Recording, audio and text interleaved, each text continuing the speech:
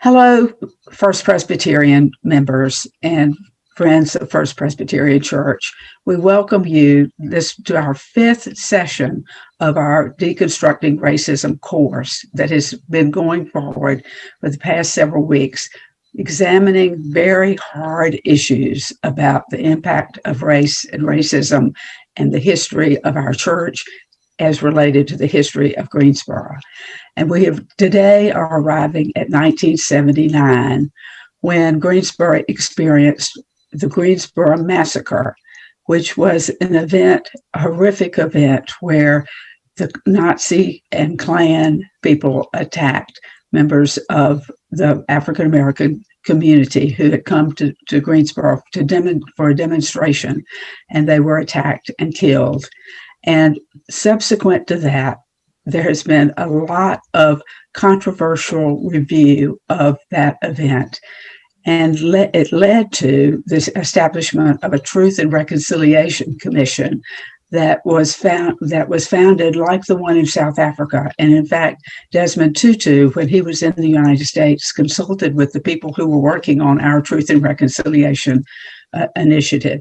So that has been a long-standing issue in Greensboro. The City Council recently apologized for the events of the activities of the police related to it.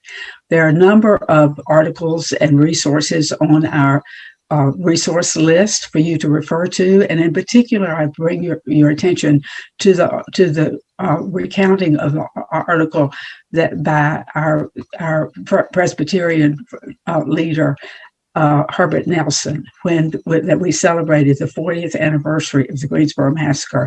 He came and made a very strong speech or sermon about the event, and I particularly commend that to you. So we have today a video recording of an interview with Nelson and Joyce Johnson, who have subsequently established the Beloved Community Center, a meeting place for people from across our community to come and consider and think through and pray about significant issues in our community. So we will listen to that video. And Victoria Alexander is here to also talk with us about her experiences in interviewing people who related to the Black Lives Matter demonstration of last summer. So this week, we're focusing on more current events of issues of racism in our church and in our community. Thank you, Margaret. My interview is with Gina Franco, a local Greensboro artist and activist who was moved during the protests last summer to just grab her paint and come downtown. And it ultimately started a movement that snowballed and is now being studied in classes at UNC Greensboro, and we've seen other people take up art and activism as well. And it's important to note that while this protest movement is ongoing, in Greensboro as well, we have Marcus Smith, who was killed by Greensboro police in 2018, and the City Council is still debating whether or not to hold accountable the police officers who were there that day. And Marcus Smith's family has filed a lawsuit against the city, and so we wanted to lift that up as well. There's an article about that also in the resource list. And we hope that you approach this week with an open mind. And both of our conversations, the people have some really incredible things to say. So we hope that you get as much out of it this week as we did.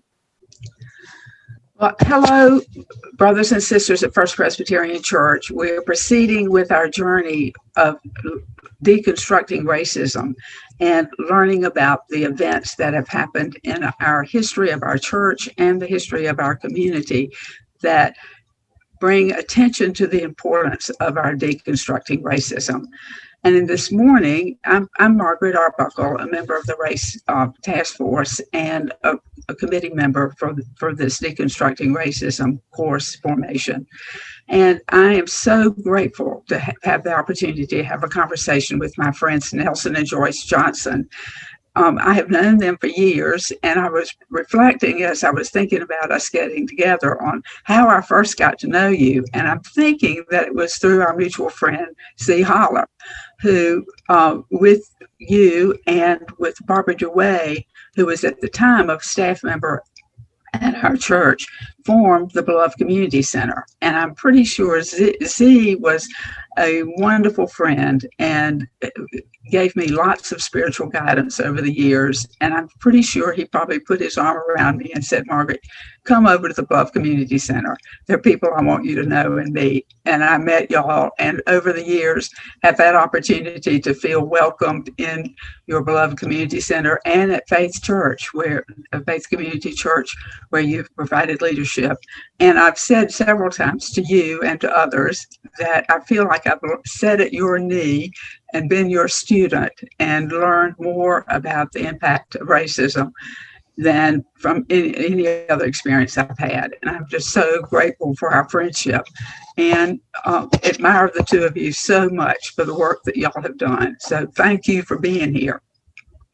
As I told you, First Presbyterian Church has been on this journey of working toward understanding the impact of racism in our world. And as with every turning of a page, we are learning more things that are horrific about our own history and about the history of the Caucasian people in our country. And we need to recognize those things, and we need to, as Brian Stevenson says, own them, know your history, own your history, take responsibility for it, and then you can move beyond it. And that's the journey that we are struggling to be on right now. And it's hard. It's very hard and very challenging for many of us, and certainly for me as well. But today we are focusing on the events in particular in our conversation with the two of you, the events of November 3rd, 1979, referred to as the Greensboro Massacre. And although that was over 40 years ago, it continues to linger in our community as a piece of history that has not been owned and understood and taken responsibility for in the way in which that we can move beyond it. I remember that day so vividly. There are a few historic moments that kind of imprint your brain. And I remember very much being with a group of friends watching a football game that afternoon, and a breaking news came forward with video of what had occurred, and being so horrified by it and thinking, how could that happen? And over the years of being with you and of having attended many of the sessions of the Truth and Reconciliation Commission that was formed several years following that, and continuing to read and try to seek understanding, I feel like there's still a lot of work to be done. And I'm so grateful for this opportunity for us to talk about it. You recall that, of course, that a play was written about it, and in fact was produced up at Princeton University, and I was one of the lucky people, along with several others from Greensboro, to get to go for its inaugural production. There's a historical marker in our community close to the site that was formerly Morningside Homes where this occurred.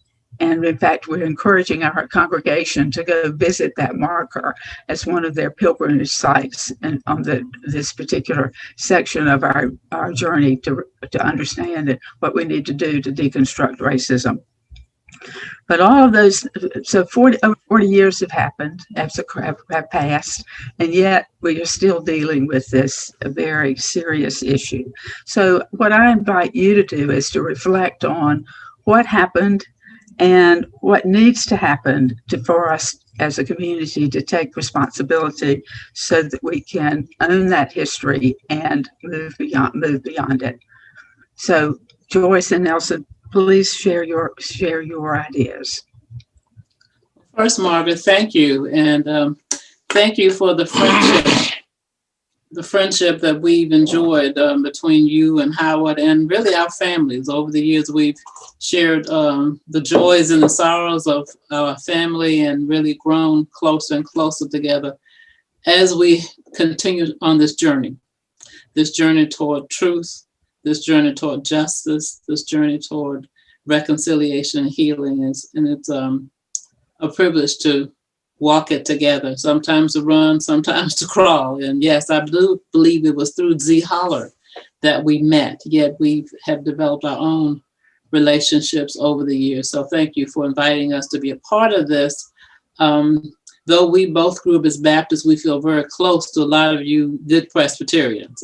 Certainly Right. our dear friend, J. Herbert Nelson, and his wife, Gail, and Diane Moffett, and many others that we are close to, including Reverend Dr. Liz Theo Harris, who leads the Poor People's Campaign along with Reverend Dr. Barbara. So we feel right at home having this conversation with you today. And as I understood your question, you want us to talk a bit about November 3rd, 1979, and it's something else that we're right here in the city where it happened, yet there's still so much unclarity, disbelief, a lot of denial about really what happened. But I'm glad that we're talking about it because it's through the conversations among people sitting eye to eye or Zoom to Zoom now to talk about our history so as to really craft a future that our children deserve and a future that the Lord that we all serve would have us enjoy. So Nelson, if you would just give a brief overview of your understanding of what November 3rd was and what it represents, and then maybe we can talk about some pathways forward. Let me say it's good to be here and good to be with all of you and each of you. One of the challenges of November 3rd is putting it in context. It's almost as if a snapshot was taken of 88 seconds, and that froze the identity of myself and the organization that I was a part of then, that was publicly the Worker Viewpoint Organization, and had plans to change its name on November 3rd, 1979.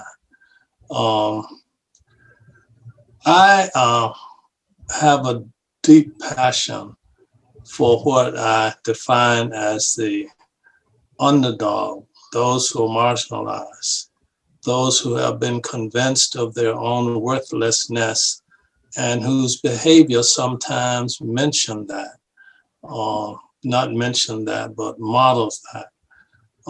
So I organized tutoring in Raywan homes when I was a student at A&T and was involved in many, many social justice activities preceding 1979. Most of that history is lost. In 1979, we were deeply involved in labor organizing. The president of the union at Haw River was Jim Waller, who was killed on that day.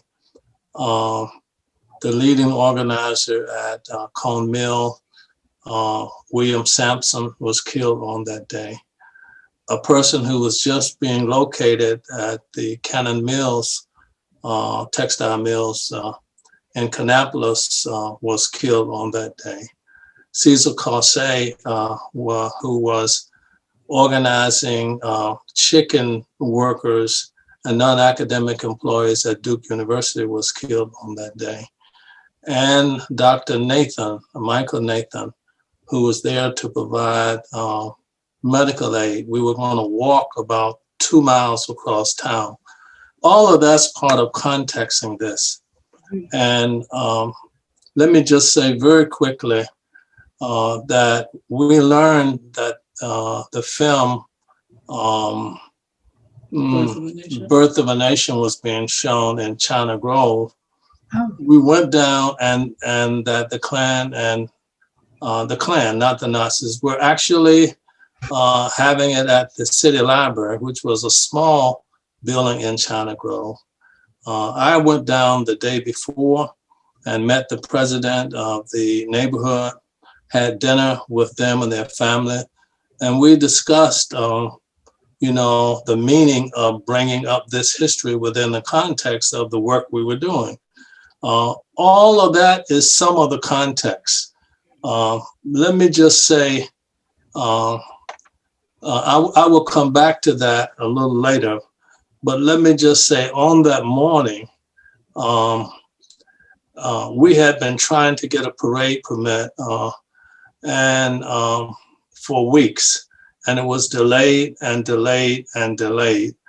I finally held a press conference to demand that they give us a parade permit or tell us why they weren't giving us to. They gave it to us on that day. That would have been a Thursday, I believe, preceding November 3rd or whatever 3 days was before that. And I didn't know this at the time. I didn't know that the Klan and Nazis had formed a united racist front in Lewisburg, North Carolina, where Nazis and Klan actually discussed coming together and attacking us in Greensboro. I had no knowledge of this.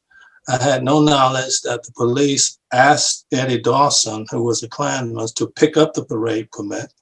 And he also joined our press conference and pretended to be someone in sympathy with us.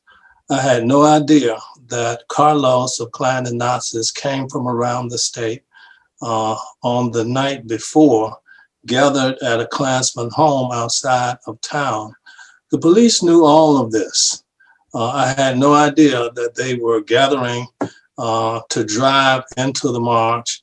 And I had no idea that Eddie Dawson, who was the informant for the Klan and Nazis, asked the police to cancel the march because he was fearful that things would get out of hand.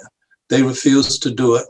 And they were not there when the Klan and Nazis drove in. There was some shouting back and forth, and these things happened. I think I saw the first shot being fired out of the window that the police informant was driving. He didn't fire it. A young man sitting in the vehicle fired it. And at that point, people ran back away from the front of the march toward the end of the march.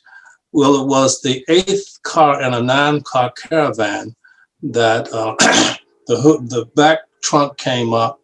They got these long weapons and fired on people who were trying to defend themselves. And I just named the people who were killed. They were not just random people in Morningside.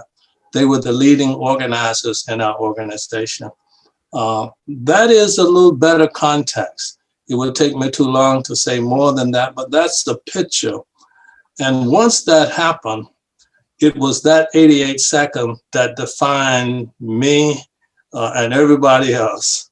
And it was framed as a shootout between two equally abhorrent groups, neither of which was up to anything good.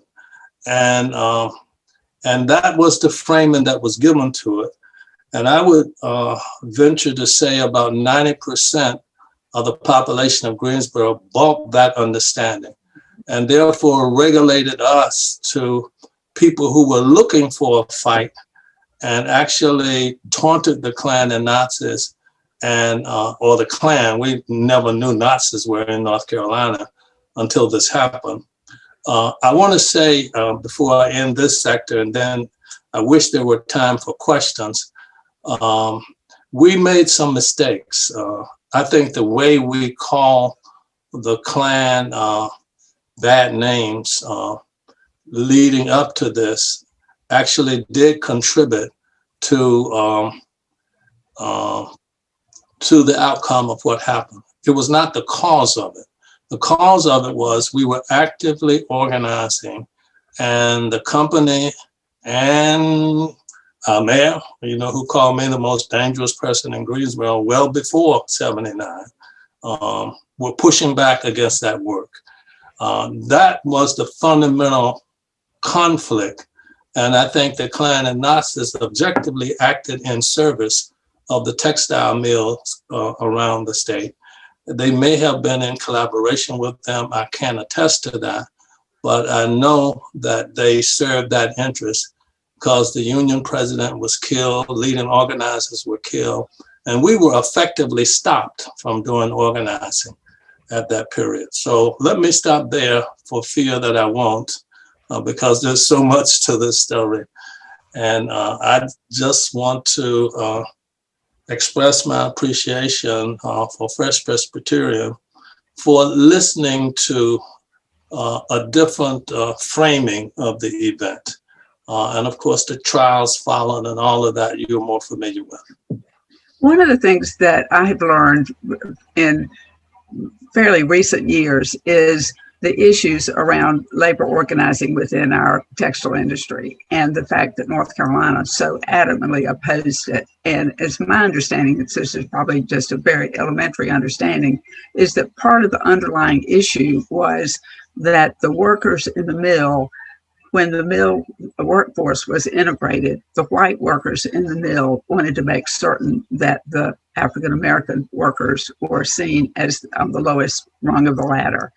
And that racial tension that existed within the mills could, I don't know, but I would speculate that racial tension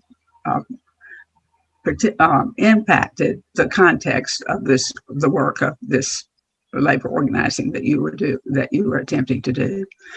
But rather than dwelling more on that actual horrific day, I would love for y'all to reflect on the truth and reconciliation efforts that came out of that over a period of time, and what is the role of faith communities that, to my knowledge, and I don't speak as an expert at all on First Presbyterian's involvement in history, but to my knowledge, First Presbyterian was not actively engaged in its leadership was not actively engaged in the truth and reconciliation efforts. As I said, I attended many of the sessions just as a spectator, audience person, as did many others in the community. But I'd love for you to talk about what that meant and how that evolved and what it means going forward.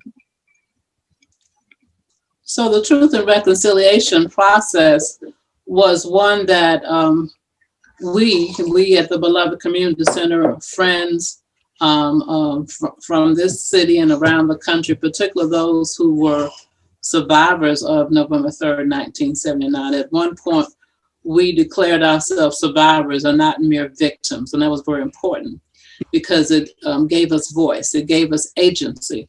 So we formed the truth and reconciliation process because basically the courts failed us. Mm-hmm. The courts simply failed us. And we're seeing that repeated live right now in this country. And I pray that we will see some progress, some significant progress. The courts failed us. The media in many ways failed us. And I don't have time to elaborate all of those details now, but I would encourage any enterprising person to go back and track the way this incident was characterized. The first day, our local news, I think it was still the Daily News and the News and Record at that time, called it an ambush at Morningside. Within a day, it changed to shootout. And I can remember vividly being sort of ushered into a back door at News 2. Susan Kidd was the key Black reporter then who wanted to hear our story, and it became out on CBS News. And I remember seeing our then mayor at the news, at that TV station, talking and instructing the news representatives. And I've talked to some of those reporters since that time one said that he quit because for the first time he realized that he was being told what to say and he couldn't bear that. He said that at the truth process. So the media failed us and characterized us in ways that did not fully represent us. Some things, of course, you can pull facts and twist in image and tell a story. And again, we see that today. Yes, religious community initially in many ways failed us, because rather than standing on the truth, standing on justice, standing for those most oppressed, it was easier just to listen to what was being said. I mean, we were scared to death. Our children were there that day. There were lots of children who came with demonstrators. There were so many children in that neighborhood, Morningside Homes, who had to experience that incident. But the truth process was formed to work our way out of that, because we realized that though we had been these young organizers, activists, people called us, people were afraid of us. They thought we were the cause of what happened, as opposed to the circumstances of racism and oppression, separation, that really created those situations. So we think that it wasn't perfect, but it did result in a report that points to the truth, full of truth, really built a community truth. And we've been able to build on that. We continue to organize and work. And thank God, after almost 41 years, the current city council had the strength, after studying and debating for some time, meeting with clergy who were stepping up to the line more and more, decided to issue a substantive apology and also attach to that a way forward, particularly through working with our young people. So the truth process was an effort at that. It was generated by the people most impacted, but it really was something that I think paint a way of a path forward for this entire city. And we did it with that thought.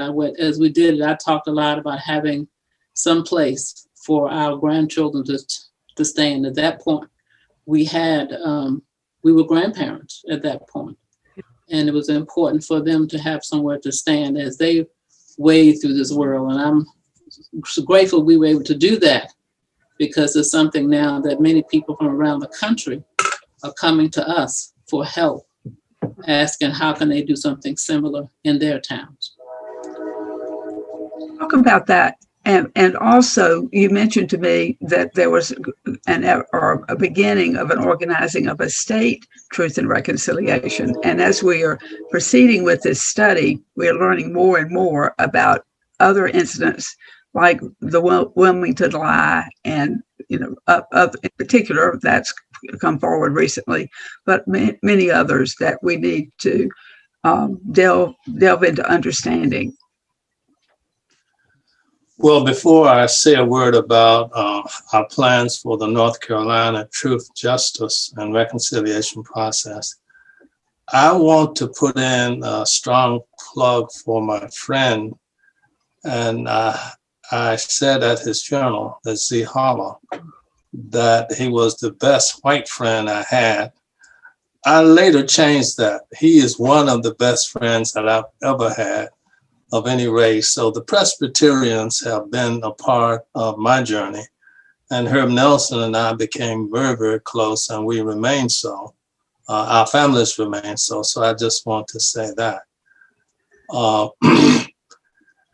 As for thinking about a North Carolina Truth, Justice, and Reconciliation program, it actually comes in on the heels of a nation that has grown increasingly fragile. It has not come together rooted in a moral, ethical foundation anywhere near where it should be. It actually has gone in a different direction. And there's no single leader who stands above that. Everybody now is caught up in the polarization, because so much of the base of the nation is caught up in it. And nothing more evident than that than January the 6th. We were well along on the planning for the North Carolina Truth process when that happened. And our view is that you really can't make much progress without considerable truth, historical truth and contemporary truth. You can't make much healing with just truth, but truth opens the door to healing. Once people can feel the humanity of the other and lean into it as part of your own being, we are part of a common humanity, not scattered humanity, although we are practicing that now. And the third thing is, with a truth and healing process, the door for authentic justice and repair of historical wrongs can be taken without getting tangled up in the blame game, that you're playing us or we're playing you, Black people waiting at home for welfare checks, white people can't get jobs because people are running over the border, on and on and on this scenario unfolds. So we thought that with the affirmation from the city of Greensboro around a piece of the truth about what happened, that we could build on that. And our view is that we want to think of the state in 3 regions, which it is divided into. One is the coastal plain, and we want to have 2 locations in each of those 3 regions. The other one is the Piedmont, where we are. The third one is the western part of the state. And we want to build real bases in those areas. By bases, we mean people who have sat down and talked with each other as we did, to stretch across the divides as best we can. And we're not talking about just, at first, thousands of people. We need groups of 15 and 20 and 30 and 100 people. And some of the people who are on very different ends of their understanding, we think that without a lot of fanfare and a lot of publicity, we want to help people walk toward each other. That we want people to feel the humanity of the other and buy into the possibility that once you feel that you can stand with the other and actually confess your own inadequacies and historical failures and invite others to do the same. And then we want to tie those 6 geographic areas together, which will give us something of a blanket for the state. And at that point, we want to become a lot more public and invite the whole state to let's model for ourselves first, and then perhaps for other people in our state, and then for people in the nation. There will be people doing similar activities all around the country. In fact, we're consulting with them. Philadelphia, for example, we have a workshop with them at the end of this month, and we're meeting with other people. But we think that there has to be a place where a model is really developed and not just talked about or speculated on. And we think North Carolina has a fair chance of that happening. And we're well along in that process. We've been meeting now for about 11 months with people who share this view. We haven't gone public with it except by mistake. I was talking to a group in Atlanta and slipped up and said, we're going to form a North Carolina. I said, I wasn't supposed to say that.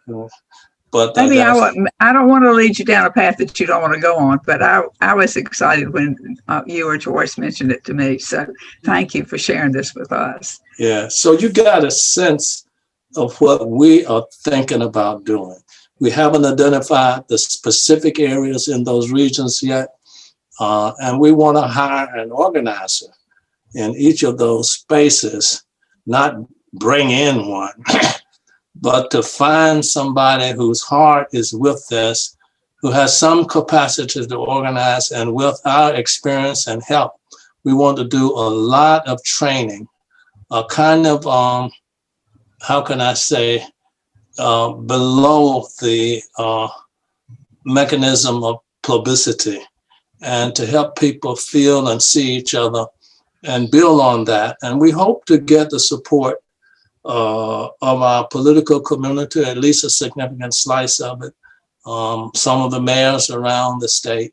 And of course, if our governor can lean into it, that would be a bonus. But churches in different houses of worship would be very, very key to this. It would be an opportunity for us to grow into our call. Yeah. Really to grow into our call. So we hope that churches will be a vital part of this. Well, I can't speak for my congregation or session, but I would welcome the opportunity. One of the things that I've struggled with a lot over these most recent years is this deep division, and consequently the deep division in my circle of friends, and how we tend to gravitate toward those who are most like us in conviction. And I need the opportunity to listen to others. Yeah, our time is up, and I'm just so grateful. I could talk to you for hours, and I just feel like we can't Zoom for hours, but I'm just so grateful for your willingness to chat with me about this and to share your deep understanding of what our challenges are within our community and within our state and in our nation. And I look forward to learning more about how we can move this forward. Y'all are wonderful friends, and I'm so grateful for it. Thank you very much. And thank you, and thank First Presbyterian. Thanks, Margaret. Blessings to you. Thank you. Thank you. Hi, First Pres. I'm Victoria Alexander, and I'm both an FPC member and a member of Presbyterian Church USA's Young Adult Volunteer Program. And I'm here with Catherine Johns, our church elder and the tour coordinator and research specialist in the education department at the Greensboro History Museum. Welcome to week 5 of Deconstructing Racism at FPC, our past, present, and future. We're joined today by local Greensboro artist and activist Gina Franco. And this week we're going to discuss and reflect on the ways that art and activism intersect, specifically in the Black Lives Matter protest movement throughout 2020 in our nation and in our local community, and ways that we can sustain the movement for justice and equity into the future. Gina, thank you so much for joining us today. Oh, I'd like to start thanks for having me. Of course. I'd like to start by inviting your reflections on how art and activism have intersected in your work so far.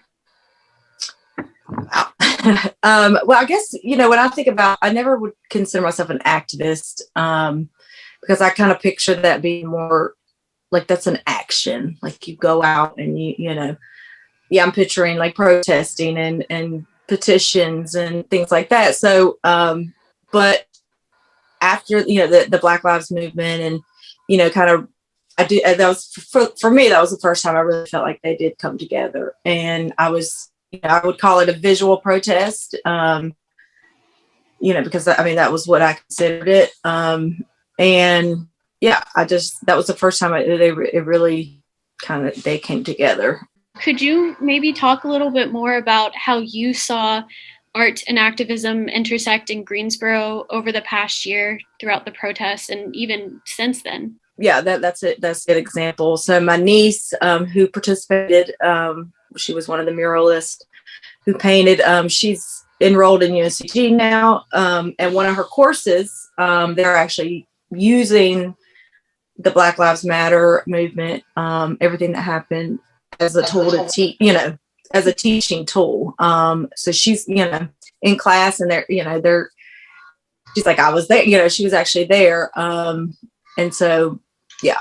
How do you think both last summer and since then, your art and your work has been received in Greensboro? Like, what have you seen people doing? Or, since then, how have other artists done similar work through activism? Well, I think that, like, I realized during that time that I do have a platform, and so I was like, I realized that, like, all I did was put something on my social media, like, hey, this is what we're doing downtown, if anybody wants to paint. And then, like, people were showing up. So I kind of realized, oh, wow, like, I can actually use my platform, for good or for social change. And, I definitely, some of the artists that participated in that did not even consider themselves artists, but they're doing art now, like, to see, like Ashley and, some of these other people that I was able to meet, like, since then, like, it's like, taken off, and they realized, they're that this is what they wanted to do. So that's pretty amazing. Gina, let me ask you a question. What did you use to paint your mural? Just bucket paint, like everything I had in my studio. Mm-hmm. Yeah, like I did, like that morning when I decided that was what I was going to do.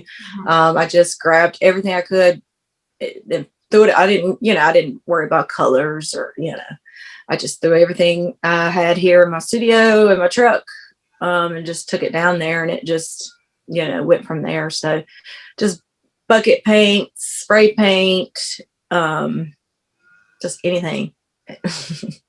And you are a muralist. That's one of your primary forms. Yes. And that, that is my job, that's my job. I'm a full-time artist. Yes. Yeah, something that really struck me during the protest was like people were just using cardboard boxes they brought from home, and if all they had was black Sharpie, they were still making right and using. And that's exactly like that. For I think by day like 3, or maybe it was even 2 or 3, that we realized that we had a lot of people that wanted to use their voice and express themselves. So we did. There was some organizing at that point. Where we reached out to community members. We had paint donated from Home Depot. People were just dropping stuff off all day long, paints and paintbrushes, and so that when we wanted to make sure, like, when somebody would show up, like we could just, how can we support them? Like they want to just create, how can we make that easier? So we were, it's like, whatever you need, like, I just show up. That's what I would tell people. Just, they were calling, emailing, DMing, like I had, messages everywhere that I had to kind of round up, but I just said, just show up, just come, we'll figure it out. Don't worry. So yeah, that was, that's kind of how we worked, just donations and, the community, big time. So it was, I think that was the most beautiful thing, I guess, out of, there's circumstances that cause this are not beautiful, it's a really bad thing.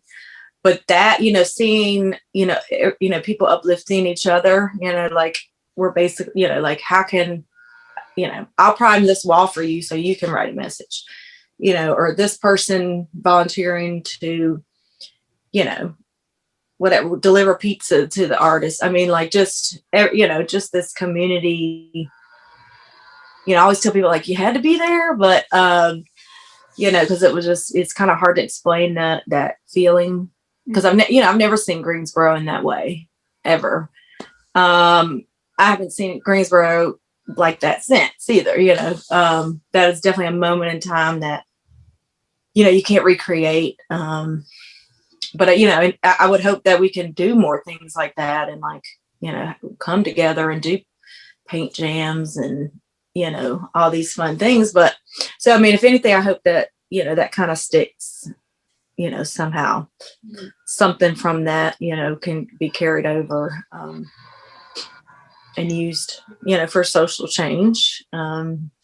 Because it's not, I know it's, you can't change it overnight or anything, but it was definitely, a step. But there, of course, there's so much more work to do. Absolutely. Yeah. And I think what you said was really poignant about how, like, all people had to do was just show up. Because I think a lot of times in advocacy and activism, people are so caught up in, I don't know what to do. And a lot of times just showing up is, you show up, someone will tell you how you can help, or just, reaching that hand out and saying, I'm here, what can I do? And you kind of mentioned this too, but, we don't want last year to be an anomaly. We want to sustain this work in Greensboro. What are some ways you think art can sustain these movements and this community organization and cooperation and support? Well, I think we definitely proved the power of art through that. When you think about politics and things like this, it's always like, oh, I don't know, it was, almost like a sneak attack. Like we, just, and then all of a sudden, pow, and put it in everybody's face. To where, like, I feel like that's the best thing you can do, like catch people off guard, but like to really appeal to them emotionally. And like, I think it needs, creativity and art, if you really want like an emotional, I think that was during that time, you had the COVID, the lockdown, everybody, and I was definitely going through some, mental health things. And like, so when I think about healing and, like that's how I heal, through art. I mean, I think that, to really appeal to people's like emotions, which I think is really what we need to do,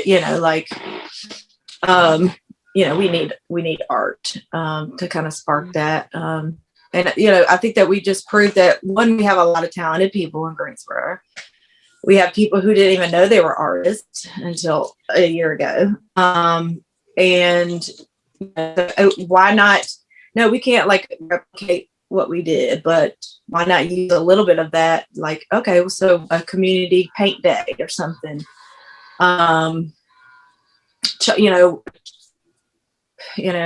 Maybe chalk art in the streets, but yeah, like just kind of just like look back and actually figure out what was, like the power, I guess, the effects that it had, and how can we, use that again? Like, what can we learn from that? Like, okay, we need more, we have a lot of artists and a lot of creatives here,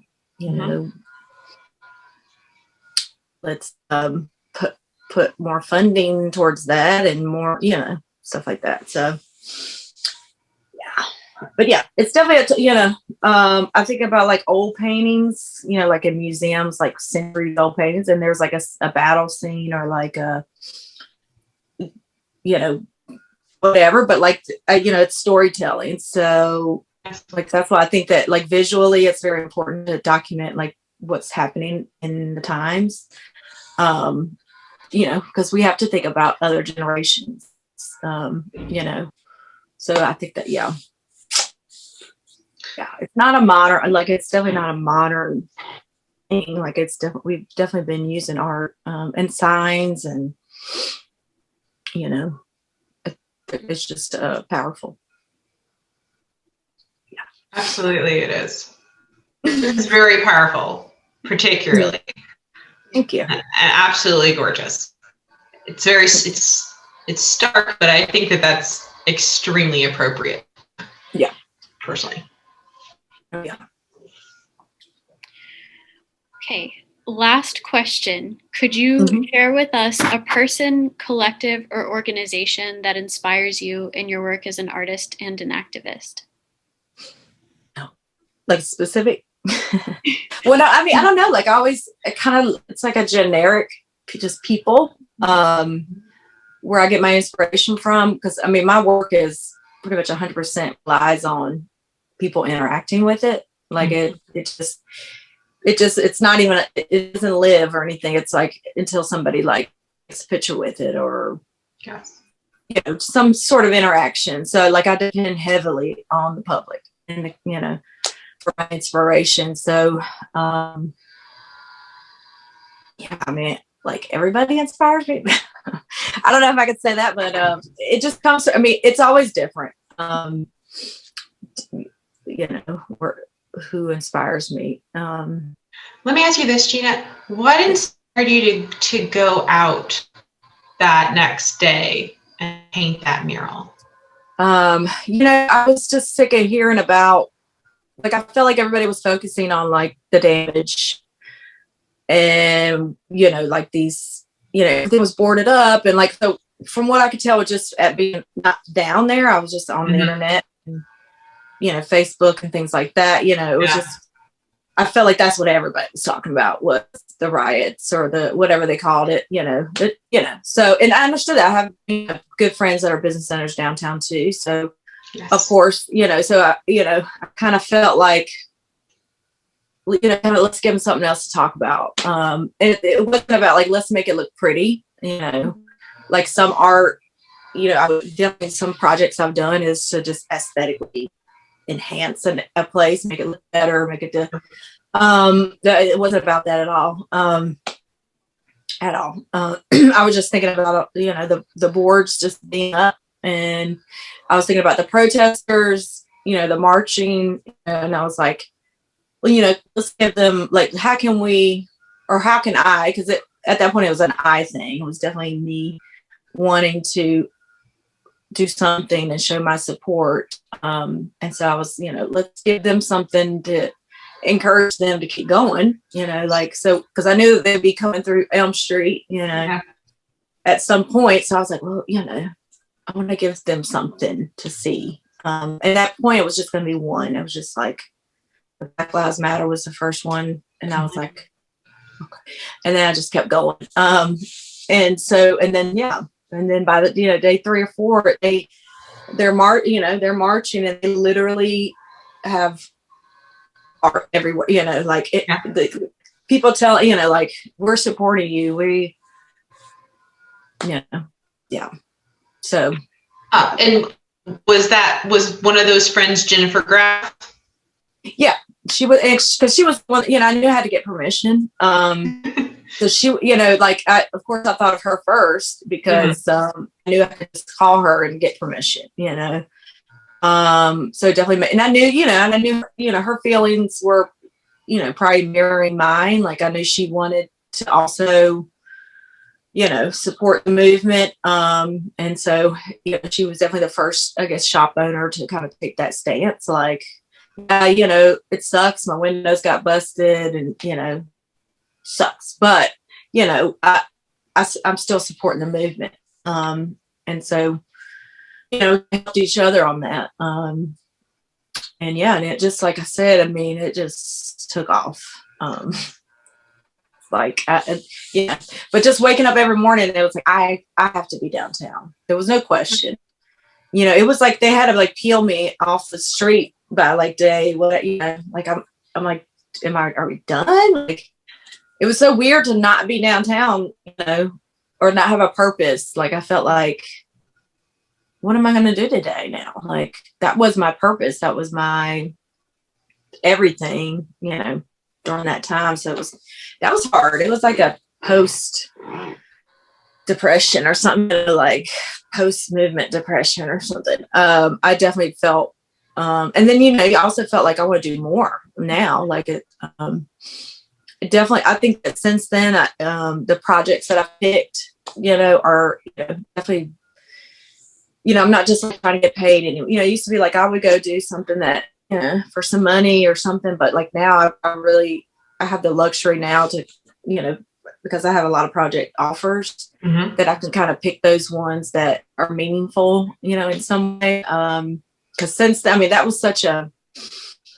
you know, the bar was set, I think, for me, was like, you know, you should be doing important things with your art. Like, look at what you did, you know, like, well, you know, look, you inspired all these people, and you did, you know, so it's like, I'm going to get that feeling over and over again. So I'm definitely choosing more, you know, I call them, like, you know, passion projects, or definitely community, public art, you know, all inclusive. I think it's important that people can connect with the murals. So I'm always trying to figure out ways to do that, like, and everybody, not just like a one, you know, person.